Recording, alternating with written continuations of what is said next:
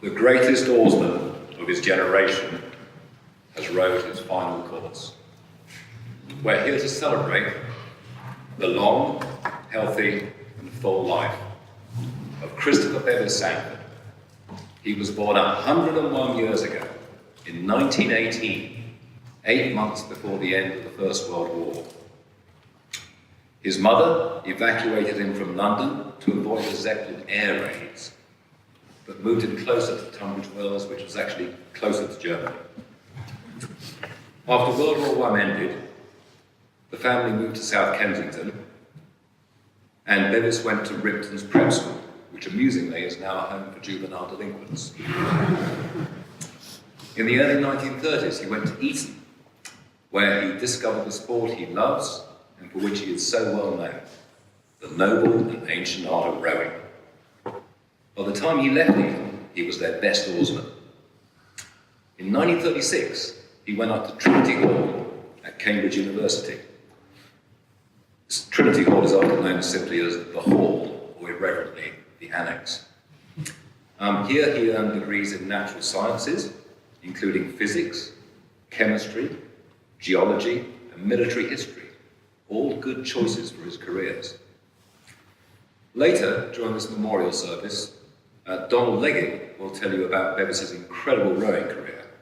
But without giving anything away, let me tell you, he was the stroke captain of the Cambridge crew that won the boat race twice, in 1939 and 1940.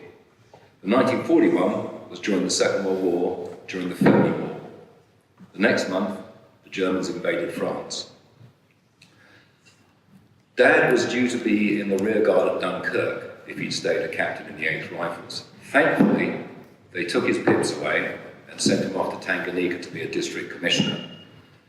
So he avoided being in the rear guard at Dunkirk, where his regiment was decimated. He probably wouldn't have survived, and we probably wouldn't all be here today. I wouldn't be here today.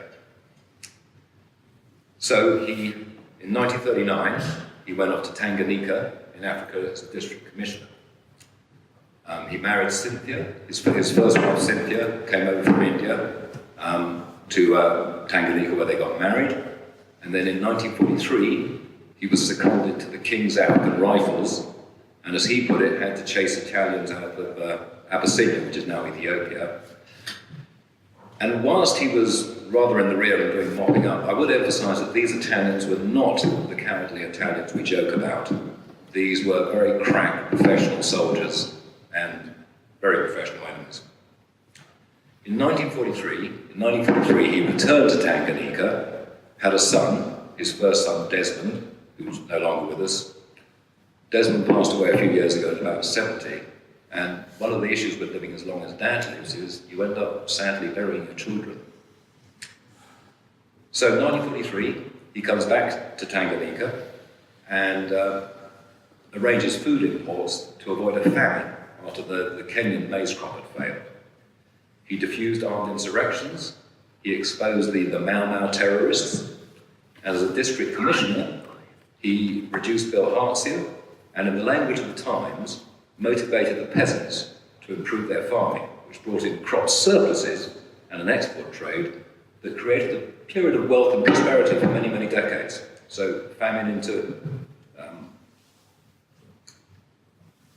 surpluses. In 1950, he had a daughter, Catherine, my lovely half-sister, who's here today. Then in 1955, he returned to England. He realised he couldn't continue his colonial service career because the colonies were going. So he came back to England and worked as an administrator, director, and a consultant to research, sell, and export for several large British companies. You may have heard of like English Electric, Matthew Hall Engineering, and Humphreys in Glasgow. He made great contributions to the world with big international projects, like helping to bring Turkey's agriculture from a medieval system into the 20th century. He did that with the Vesti Group.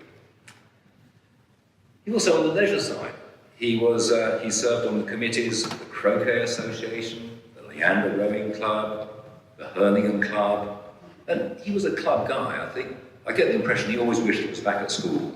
So he was a member of a lot of these clubs. He was a member of Pratt's Club, the Turf Club.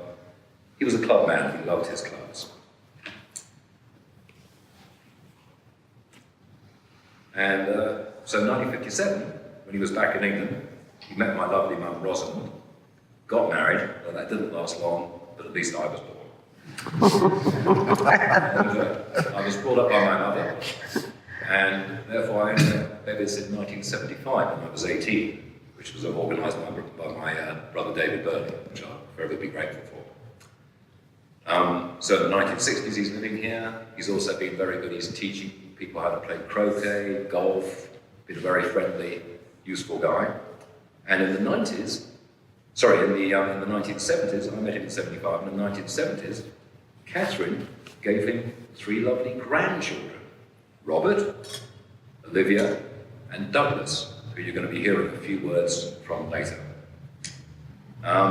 In the 1990s, he became the unofficial honorary grandfather to David Burley's 3 children, George, Freddie, and Sam Burley, who are here today, and Sam's here with his wife and little 2-year-old Lara Burley. He was the unofficial granddad that they never had. In the noughties, his granddaughter Olivia gave him 2 lovely great-grandchildren, Chloe and Katie. But let's go back to 1938. In 1938, he met the beautiful Mary Rose in Paris, who was the love of his life. But they'd gone off and married other people for decades. But they eventually got together when we were a couple. And honestly, I've never seen him happier than when they were together. They were always giggling, laughing, teasing each other, just very obviously in love. And he was always just so happy when he was with her. And then, in his older years, really, he was a 6'1", 13-stone athlete. But he became trapped in an old man's body by the end. But he passed away as he wanted to, peacefully in his own home of old age. No sickness or pain. He just fell asleep one last time after being comforted, cuddled, having his hand held by his favourite carer, Sylvia Chavez, who's here today. That was only 3 days before Cambridge won the boat race this year. At the dinner afterwards, there was a 1-minute silence for Bevis, which I think is lovely. His was a life well-lived, maybe 2 lives. His life was a life well-lived, maybe 2 lifetimes. A bright sword has been sheathed. Thank you.